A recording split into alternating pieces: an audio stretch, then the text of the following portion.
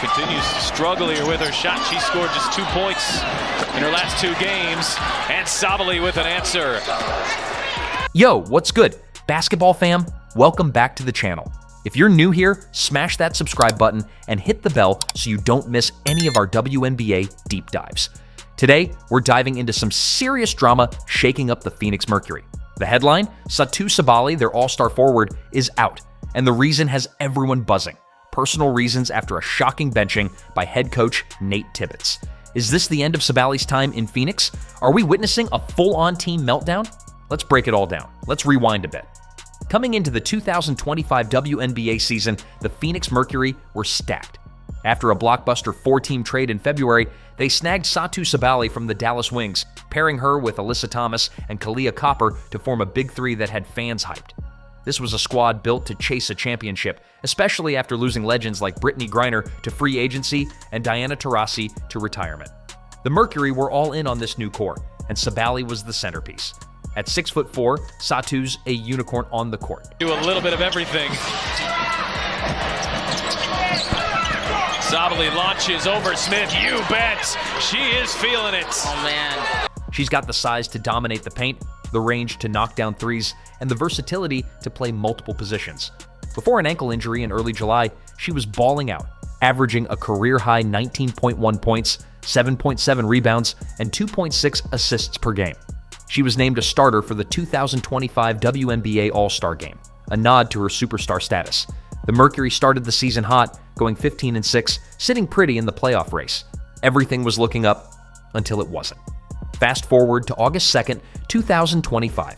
The Mercury are in Atlanta, facing the Dream in a game that turns into an absolute disaster. They get smoked, 95-72, one of their worst losses of the season. But the real story? Satou Sabally, the team's leading scorer, didn't play a single second in the second half. Head coach Nate Tibbetts made the bold, some say brutal decision to bench her. Post-game, he didn't hold back, telling reporters, "She didn't bring the energy that we needed." Ouch. That's a direct call out of your star player, and it sent shockwaves through the WNBA community. Sabally's performance that night wasn't terrible. She had 9 points on 4 of 10 shooting in just 12 minutes, but it wasn't her usual dominant self. Since returning from that ankle injury in early July, she's been in a slump, averaging just 10.4 points per game on 35.1% shooting over her last 5 games. Compare that to her pre-injury numbers, and it's clear she hasn't been the same. Still, benching your all-star for an entire half? That's a statement, and it didn't sit well with everyone. Just when you thought the drama couldn't get wilder, it did. 2 days later, on August 3rd, the Mercury take on the Chicago Sky. They win 83-67, but guess who's not there? Satou Sabally. Not on the bench, not in street clothes, nowhere to be seen. The team lists her as out for personal reasons, and Coach Tibbetts keeps it vague, saying, "This is a personal matter. We support her through this time, and we're excited to get her back when she's ready." That's it. No details, no timeline, just mystery. WNBA fans lost it. Social media blew up with speculation. One fan on X wrote, "When a player is out for personal reasons in the WNBA equals they quit on their team." Another chimed in, "Satou Sabally, Dawana Bonner, Rickea Jackson, the league allows them to do this without being fined." Harsh words, but they reflect the sentiment of some fans who think Sabally's absence is more than just personal. The timing is suspicious. Benched one game, gone the next. It's got people wondering if she's checked out on the Mercury. The Mercury fan base, known as the X Factor, is in a state of panic. With the WNBA trade deadline just days away on August 7th, 2025, rumors are flying about Sabally's future. Fans are connecting the dots between her benching, her absence, and Tibbetts' comments. One fan posted on X, "Wants to be traded, huh?" Another speculated, "Fever here she comes." Brief for Satou. The Indiana Fever, with their young core, keep coming up as a potential destination. Others are throwing out names like the New York Liberty or Minnesota Lynx as possible landing spots. This isn't just fan chatter. The Mercury's recent slide, losing 5 of their last 7 games, has put them in a precarious spot.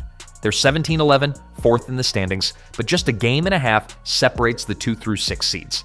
Any disruption to their core could tank their playoff hopes. Sabally's 17.2 points, 6.7 rebounds, and 1.3 steals per game are critical to their success. Losing her would be a gut punch, especially after the team overhauled 80% of their roster to build around her, Thomas, and Copper. So, what's the deal? Is Sabally really done with the Mercury, or is this being blown out of proportion? Let's look at both sides. On one hand, the personal reasons excuse could be legit. Players take time away for all sorts of reasons: family issues, mental health, or even contract negotiations. Sabally's been open about her work with the Players Union, attending CBA meetings during the All-Star break. Maybe she's dealing with something off the court that we don't know about. She's also still recovering from that ankle injury, which could be lingering and affecting her play. On the other hand, the timing is hard to ignore.